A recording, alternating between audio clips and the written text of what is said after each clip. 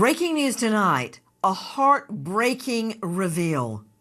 Mommy says her missing little girl, just 6 years old, was eaten by wolves. Really? Where's Oakley? Good evening. I'm Nancy Grace. This is Crime Stories. Thank you for being with us.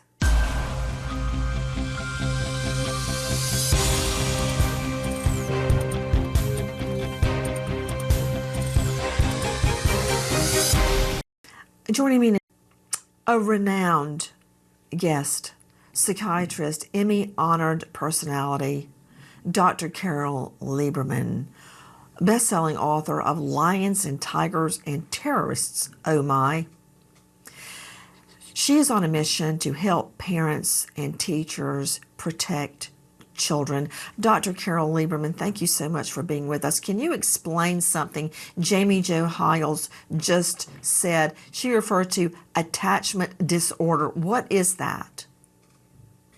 Well, what that is when a child is being raised by parents who are very traumatic towards the child. In other words, where there's physical abuse or sexual abuse or neglect, some kind of problems that makes the child have a lot more trouble when they then are placed in another home.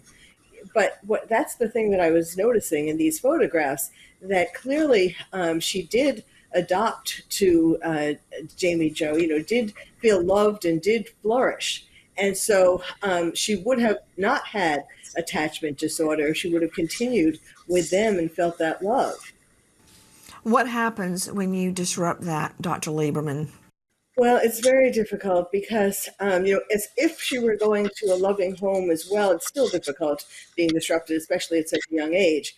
But there might have been some possibility of still growing and things being okay. But going back to the place that she had to be taken out of, I mean, obviously it was a horrible situation, or that she wouldn't have been put in foster care to begin with. Dr. Carol Lieberman is with us, a renowned psychiatrist, joining us out of Beverly Hills.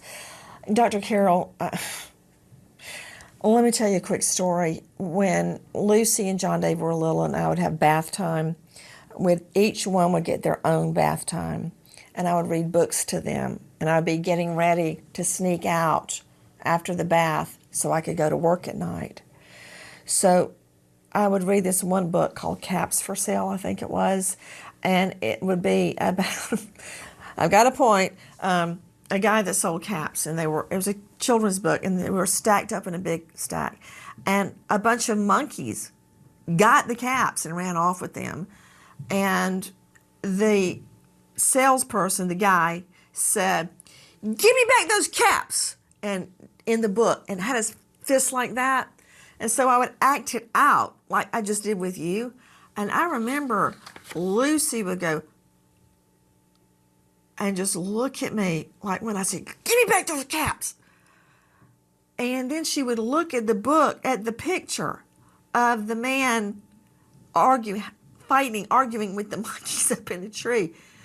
And it was only later I realized she had never heard anybody threaten anybody. This was just a book. And so I would try to turn the page, and she'd reach it back and turn it back and just look at the page. And then she'd look at me like, what's happening? Because she had never seen anything like that. I mean, all we watched was PBS, for Pete's sake, Charlie and Lola. And now I understand why that bothered her so much, the confrontation, Dr. Carol.